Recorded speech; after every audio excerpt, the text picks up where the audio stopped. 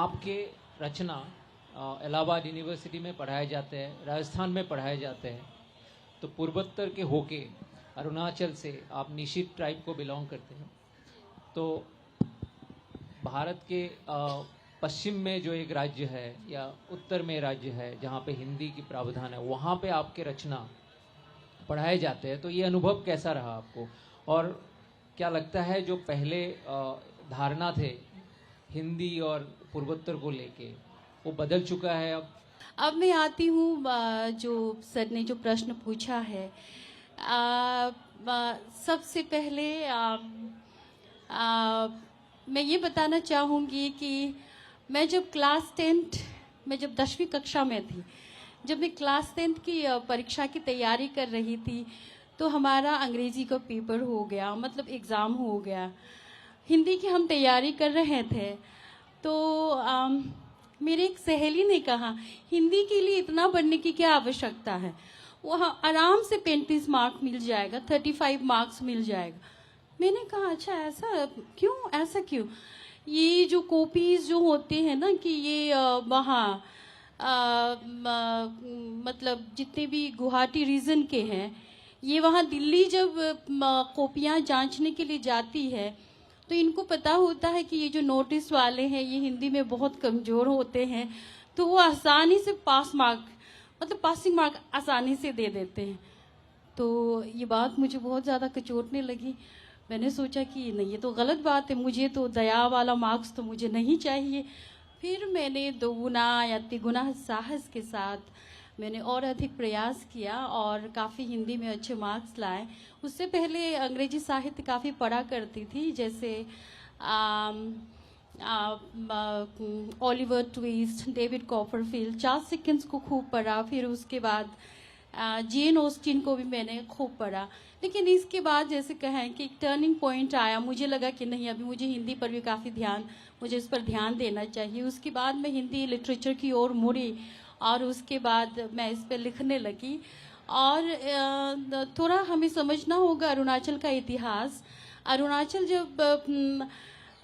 जो अरुणाचल की जो प्रथम पीढ़ी के जो लेखक हैं, जो फर्स्ट जनरेशन जो राइटर हैं, जिसमें पद्मश्री वायदी थोंगची वगैरह काफ़ी मैं उनका आदर से मैं नाम लेती हूँ, ये आते हैं, ये लिखते हैं असमिया भाषा में। यहाँ ये आप चारों असम स्टेट के हैं, असमिया भाषा में और अंग्रेजी में, क्योंकि शिक्षा का जो मीडियम ऑफ इंस्ट्रक्शन था वो असमिया भाषा थी।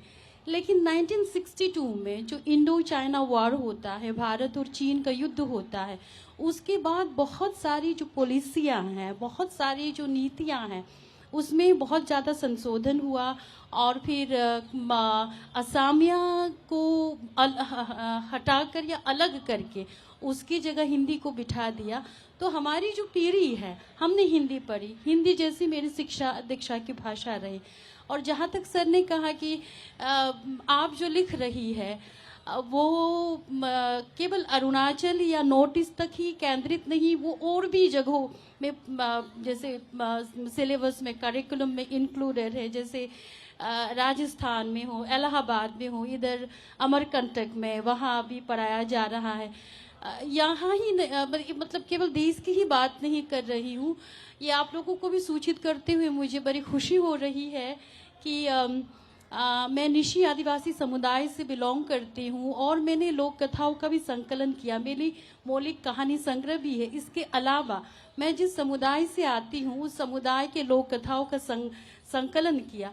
तो मुझे सूचना मिली कि जो बुल्गारिया में जो सोफिया यूनिवर्सिटी है, वहाँ जो फोकलोरिस्टिक डिपार्टमेंट है, वहाँ बुल्गारियन भाषा में भी अनुदित होकर वहाँ करिकुलम में मतलब मैंने सुना कि वहाँ ये शामिल है। तो ये देखिए सर, जब मैं किताबें लिख रही थी तो मैंने ये नहीं सोचा कि इन किताबों को इतना अच्छा रिस्पॉन्स मिलेगा। लोक कथाओं का संकलन के पीछे एक तो जो मुख्य कारण ये था कि जिस तरह से आधुनिकता का जो प्रभाव जो है वो बढ़ता जा रहा है।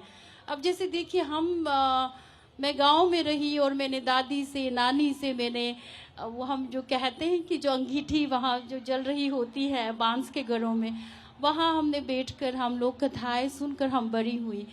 लेकिन जैसे मेरा बेटा यहाँ गोगोल बैठा हुआ है, गोगोल ना मेरे पास उस तरह का समय है कि मैं उसको गोद में बिठा के मैं उसको लोक कथाएं सुना पाऊँ। मैं एकेडमिशियन भी हूँ तो रिसर्च गाइडेंस में भी बिजी रहती हूँ। तो वो कार्टून देखता है, तो वो डोरेमोन कौन है, पोकेमोन कौन है, वो उसे जानता है। लेकिन हमारे जो पूर्वज हैं, एंसेस्टर हैं, जैसे आबोतानी है, उनके बारे में नहीं जानता। आनेदोनी, हमारे यहाँ जो सूर्य है वो देवी है, हम सूर्य को देवी मानते हैं। हमारे यहाँ वो फेमिनाइन है, सूर्य देवता नहीं, सूर्य देवी है। तो इन सब के बारे में तो मैंने सोचा कि जब गोगोल का ये जो मेरा बेटा गोगोल है, जब ये पीढ़ी जब बड़ी हो जाएगी तो ज़रूर सवाल करेंगे कि हमारा जड़ कहाँ है, मतलब वेरी ज़ाम कि हमारे रूट्स कहाँ है। तो मैंने सोचा कि कम से कम इस नाते मेरी एक जिम्मेदारी बनती है कि मैं अपना एक जवाब तैयार रखूं। तो इसीलिए मैंने जो लोक कथाएं मैंने सुनी उनका पुनर्सृजन किया और उसमें इलस्ट्रेशन भी दिया, क्योंकि मुझे मालूम था ये मैं हिंदी पाठकों के लिए अगर मैं लिख रही हूँ तो जाहिर सी बात है कि इसे हिंदी पाठक पढ़ेंगे। लेकिन हिंदी पाठक हमारे घर की संरचना के बारे में नहीं जानते। हमारे जो घर है वो ईंट और गारे से नहीं बनता, हमारा घर बांध से बनता है और उसके बाद जो क्या कहते हैं वो तो कोई पत्ता है वो उससे छत बनती है। तो मैंने इसीलिए उस लोक कथा वाली किताब में खूब ढेर सारा इलस्ट्रेशंस मैंने दिया। इसके बाद जो कहानियों की भी बात करें तो कहानी में जैसे वहाँ का जो जनजीवन है ऐतिहासिक सांस्कृतिक दृष्टि से, तो मैंने ये महसूस किया कि जैसे आपने कहा कि लोग इस तरह से पढ़ रहे हैं, आप इसको कैसे देख रहे हैं।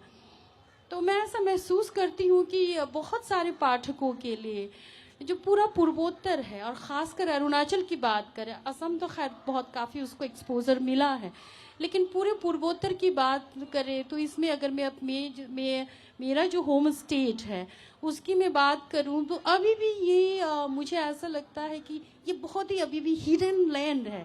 लोग इसके बारे में जानना चाहते हैं, यहाँ के कल्चर के बारे में जानना चाहते हैं, आस्थाओं के बारे में जानना चाहते हैं।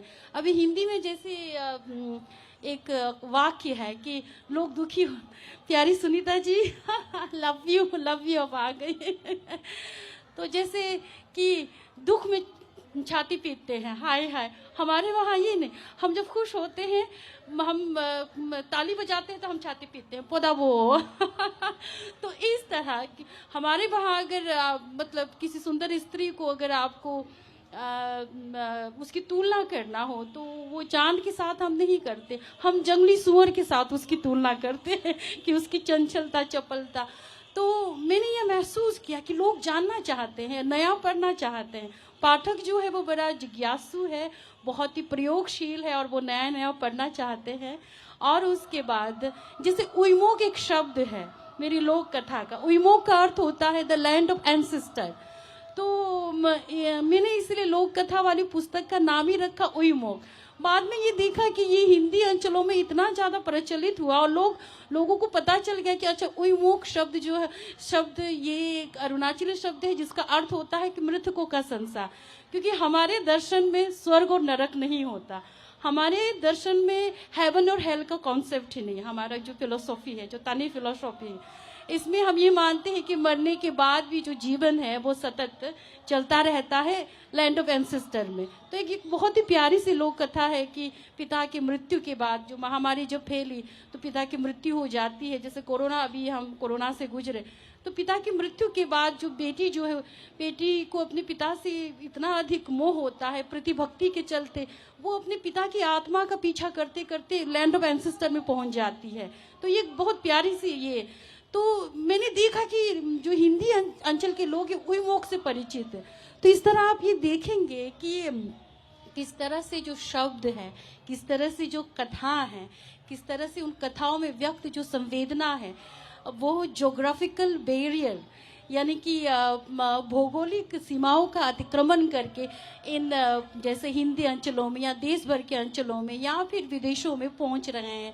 ये मुझे बहुत बहुत अधिक प्रोत्साहित करता है। पाया लिंचो यानी थैंक यू।